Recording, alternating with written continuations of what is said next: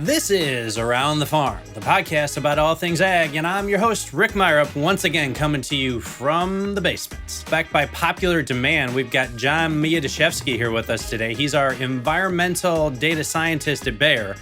He joined us earlier this spring to give us a bit of a forecast, and based on your feedback, we wanted to bring him back to give us an update on what he's seeing coming out of spring and what he's predicting going into the growing season. Now, John's going to tell you that it's based on science. I'm going to tell you that he's got a crystal ball. We'll meet somewhere in the middle, but let's bring John into the conversation.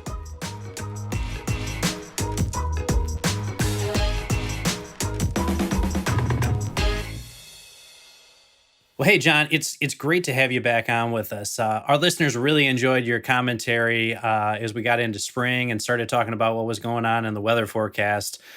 For those that might just be tuning into the podcast for the first time, can you go ahead and give us your background one more time? Yeah, so I have a background as a climate scientist. I was doing research for a number of years at Rutgers University for a while and then University of Wisconsin. But I came to Bayer a couple of years ago with the opportunity to get into research on many ways in which weather impacts what we grow and how to advance this using rapidly increasing digital tools that are at our disposal. So right now I'm working to develop some models that are essentially isolating the effects of the environment at our test sites so we can figure out things like whether a really high-yielding corn hybrid performed very well at a site because of great genetics or just because the weather was really ideal at that particular location in that season. So, John, as you think about the spring that we're going through right now, hey, it's been wet, but thankfully it hasn't been last year, right? We're not drowning in water like we were last year. As you've kind of looked at the way the spring's progressed this year, what's jumped out to you? Anything that surprised you, or anything that's been there of note? Yeah, I mean, the story for this spring in most areas has been a couple of pretty significant cold spells that I don't think I saw coming back with our last recording a couple of months ago. But as far as the amount of rainfall, it's actually worked out pretty well in most areas. I know a lot of farmers got into the fields pretty early. It was able to dry out pretty quickly, and I saw that the corn and the soybeans in almost every state were ahead of schedule to well ahead of schedule by late May. So I don't know if people were just kind of skittish about the repeat of last year and they were really trying to get in early, but it's mostly worked out well. Now, these couple of cold spells that we've had this spring, one was after a very warm March and maybe first week of April. It really went back to winter, especially in the plains and the middle of the country. So middle of April, it was a hard freeze in some places that had already planted, and even some of these fields had already emerged. So that was a problem in spots, not real widespread. And then, of course, more recently in early to mid-May, there was another really unusual spell of cold weather that was focused on the Great Lakes and the Ohio Valley. And that brought freezing temperatures through a lot of Kentucky, southern Indiana, southern Illinois, which is extremely unusual for that time of the year. And that's an area where they had planted pretty early, and they did see a little bit of damage with corn, which tolerates it better than soybeans, which hadn't emerged so much, but mostly other crops like I've heard that wheat was more damaged than some of these other vegetable crops and tree fruits, for example. But as far as corn, soy, the major crops haven't suffered too much from those two outbreaks.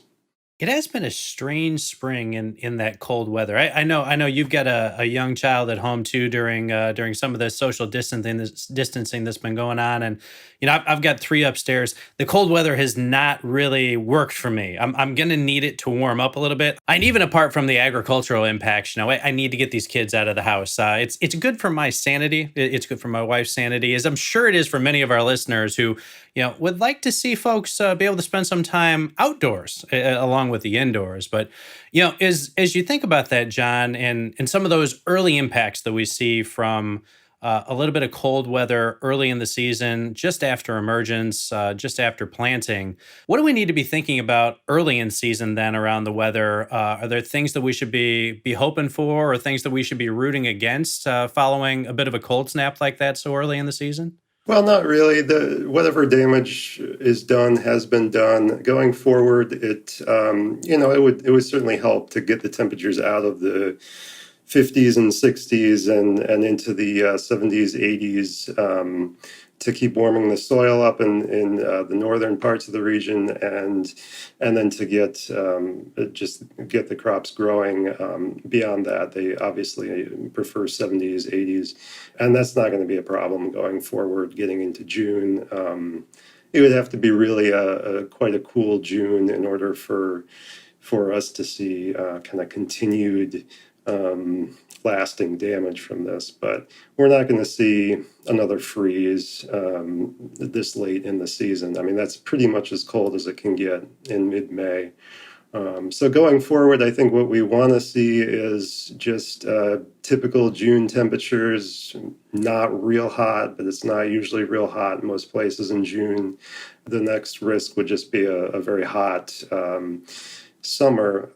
As far as precipitation, I think we're in pretty good shape because we made it through a pretty wet spring. Most people got the seeds in the ground, unless it needs to be replanted at this point, which has been the case, especially further east, like Ohio, Michigan might, after some of the recent rains. It's setting up to be in pretty good shape drought-wise for the summer. So, you don't want to be in a situation where you're already dealing with drought conditions in May and June. And fortunately, this year we're in good shape, except only exception is maybe western Kansas, eastern Colorado, which some parts of that area are actually a fairly severe drought already. But aside from that, really very low on the drought scale east of the Rockies. All right, John, I need you to go ahead. You're going to tell me that it's science and it's all this education that you have that helps you to understand these weather patterns and start to predict what comes forward. We know what we'd like to happen as we get into the growing season here, but from what you've observed so far, from what the data is telling you, and from what the crystal ball is telling you, what do you expect to see as we move forward into growing season here across the Midwest? Well, yeah, unfortunately, if I just went from the science side, I get kind of conflicting signals for the Midwestern summer, the temperature and precipitation. So there's already not a whole lot that we have to go by when we're talking about a seasonal forecast for the summer, which is probably the least predictable of seasons. Usually we like to look at El Nino, but this year it's pretty neutral conditions. It's a little bit of a weak El Nino right now. It might fade into a weak La Nina, but neither of those phases in their weak state is really going to be much of a predictor for Midwest temperature and precipitation in the summer. So there's some other things that we look at, like even the soil moisture, the high soil moisture that is still around, been around for over a year now, and was part of my forecast last year. That's still a factor. So with the increased soil moisture, it tends to be a little bit cooler, especially in the upper Midwest where it's most pronounced. It does tend to feed back and produce a little bit higher chance of precipitation during the summer months, during the spring and the summer. So that's the outlook for especially for June, but possibly further into the summer is a little bit wetter than normal, although there's nothing that looks like it's going to be just a complete washout anywhere. So not necessarily a bad thing. A little bit on the cool side would not be a bad thing, even after some of our very cold weather the last couple of months. Let me ask you this. We talked last time about that above average soil moisture that we've been dealing with coming off of last spring, and it stayed wet. It's been wet this spring as well. Let me ask you this. I mean, you're thinking that there's probably some additional precipitation in store for us here. Temperatures have been a little bit lower than normal. With that soil moisture also being high, does that put us at risk for greater threat of fungus development, especially as we start to think about crops like soybeans once canopy develops and you've got that soil moisture still high, you've got high moisture in the air, and the temperatures aren't as high to dry things out? Does that increase the risk? Do we need to be paying more attention to potential disease damage?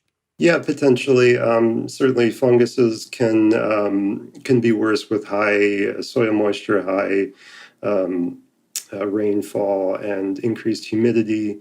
And yeah, funguses, root diseases with both soybeans and corn, especially early in the season, they tend to um, kind of make themselves known.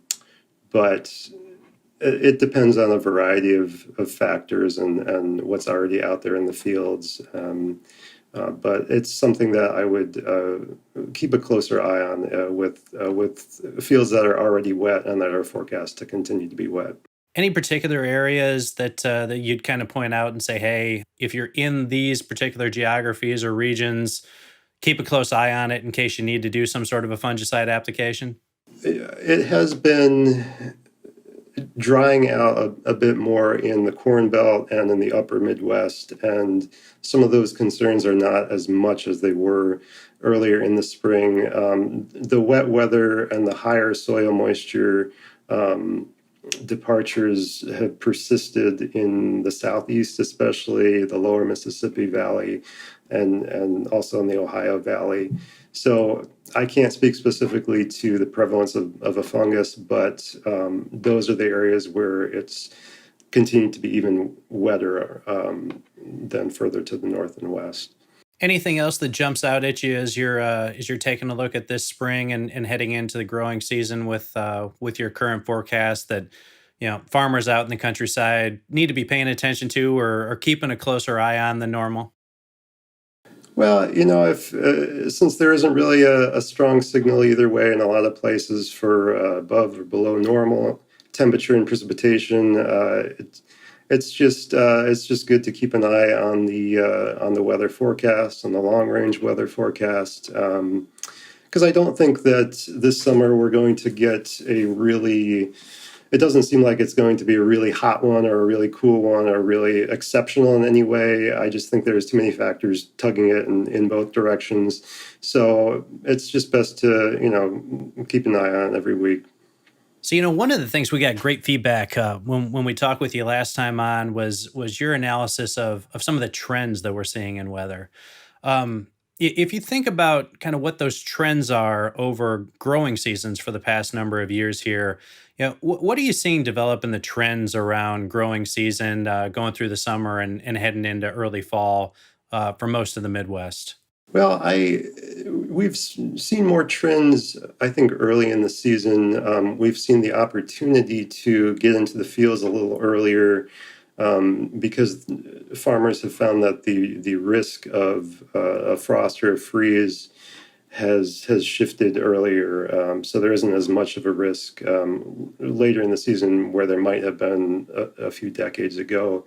And so it's good to get in earlier. That correlates with higher yields very often.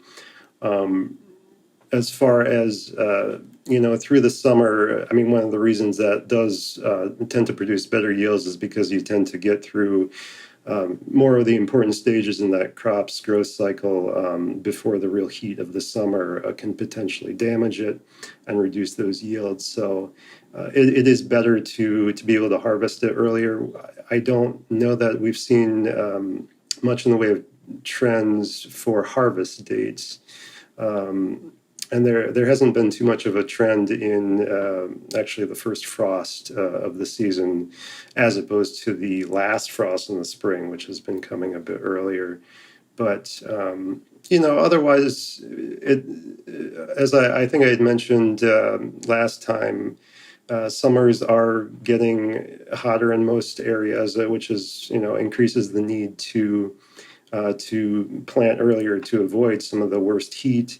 But a lot of that increase in the temperature in the summer is coming from the overnight lows, which is a factor for crops. Some crops more than others. You have to deal with both the intense heat of the day, but there's also important processes that occur at night, which require temperatures that are low enough to facilitate them. So I mean, this can be potentially damaging in another way. Part of it is due to increased humidity levels, which is something that I would keep an eye out for this summer, as increased soil moisture is going to do that. It's going to keep the temperature from cooling off too much at night. John, that was really interesting what you just said there about high soil moisture leading to higher than normal temperatures overnight as we move through the summer. Can you educate our listeners a little bit on what kind of causes that phenomenon? That's one of the first times I've heard that. Yeah, well, there tends to be a smaller temperature range between the daytime high and the overnight low when you increase the humidity, which is a consequence of the increased soil moisture. So if there's more moisture in the soil, there's just going to be more water always available to evaporate in the air, and that increases the humidity. So at night, that's going to tend to create more low cloud cover, and also in the day. But at night, you have the Earth's surface is trying to radiate heat back into the atmosphere and out to space. That's how it cools. And so if you have increased moisture and increased cloud cover, that just serves as a kind of a blanket on the surface of the Earth. It acts just like a greenhouse, and I mean that's the greenhouse effect. So it's helping to trap the heat in there and keep those overnight lows a little bit warmer. It's got to be fascinating for you, John, as somebody that spends so much time studying weather patterns, kind of looking to the past to tell us about the future, and start to narrow down on what may occur. It seems like there's such a butterfly effect to the weather, right? Things that you would never even consider that play into how the weather patterns emerge and how they change. Yeah, that's got to make your job very challenging to try to identify those seemingly small things that take place in the environment that end up having consequences further down the line. Yeah, I mean that's not so much my job, but that's what I respect about the people who are doing that kind of research, because it absolutely is a type of butterfly effect, and that kind of goes into the seasonal forecasts, because when I say that we don't have really strong signals for summer long-term forecasting, what we do have is just the what we call boundary conditions, like the soil moisture, and we have similar boundary conditions in different parts of the world that just happen to have a disproportionately large influence on the weather in this part of the country. Places that you'd never think, like the tropical Pacific Ocean is a big one. What's going on over there has actually a pretty big effect on what happens downstream in the Corn Belt, and that's what El Nino is, which is located primarily in the tropical Pacific. There are some other oscillations down there. We look at the sea surface temperatures in the Gulf of Mexico and the Atlantic Ocean, and that kind of that can have a downstream impact on what happens to the weather here within a matter of weeks, and even with a lag of months. So that's what seasonal forecasting comes down to, is just looking at these relatively weak forcings that can, by whatever physical process, physical mechanism, eventually affect the area you're interested in. So that's a great point, right? Well, hey, I know that you just detailed all the things that go into it, but I'm not going to lie to you. In my mind, it's still just you rubbing over the crystal ball and looking into it and telling us what's coming next, buddy. I mean, the result might end up being the same or even better if I did that. That's what's really sad. Well, hey, appreciate you coming back and spending some time with us. I want to get you out of here on a fun one, John. So, we've been going through a bit of a quarantine, some stay-at-home orders for the past couple of months here. Those are being relaxed. Folks are starting to get back out into the world a little bit while maintaining that social distance. What are you excited about being able to get back out and do as we start to get back out into the wild? Oh, just something normal, something summer-like and normal. I just want to go and have a beer on an outside patio, which I could probably do right now, but just, in a completely like pre-pandemic environment. I've spent more time sitting out on the back porch with a cocktail in my hand over the past couple of weeks than I have in the entire time I've lived in this joint, buddy. I can totally relate to that. I know you've got a young baby as well. Have you spent as many hours as my wife and I have with our kids just walking around the neighborhood? This is like the new entertainment. Yeah, I've been doing that quite a bit. I mean, you have to anyway with a small baby, but it definitely helps you get out and get out of the house. It's good for everyone. Well, John, thanks again for joining us. Our listeners love to get your insights, whether they come from science or a crystal ball. If we're going to keep having you back, we're going to have to give you a nickname. So you just might have to be Weatherman John from now on, buddy. That works. Hey, we'll get you back here right around harvest time to talk about what's coming for the fall and give our listeners an update on what you've observed and what the crystal ball says comes next. All right, looking forward to it. Hey, I want to give a special thanks to Weatherman John for joining us again as we get into growing season. I'm sure we'll see him again as we head back to harvest. Also want to thank you, our listeners. We always appreciate you downloading and listening into the podcast. For our listeners who are also FieldView users, I know that this is a challenging season and you may need more support than normal. With that in mind, you can always get to our fantastic support team by calling us at 888-924-7475 or emailing us at support@climate.com. And for tips and tricks on how you can stay connected while remaining socially distant, you can also check out www.climate.com/stay-connected for those helpful hints. Don't miss any of our previous episodes. You can find Around the Farm on Apple Podcasts, Google Play, Spotify, Stitcher, or wherever else you get your podcasts. If all else fails, you can always find us at climate.com/podcast. As always, our best ideas come from you, so feel free to shoot those in on Twitter. You can find us at the @FieldView Twitter handle. And while you're giving feedback, we'll never turn down a 5-star review. We appreciate you spending some time with us. It's been a blast, and as always, we'll see you around the farm.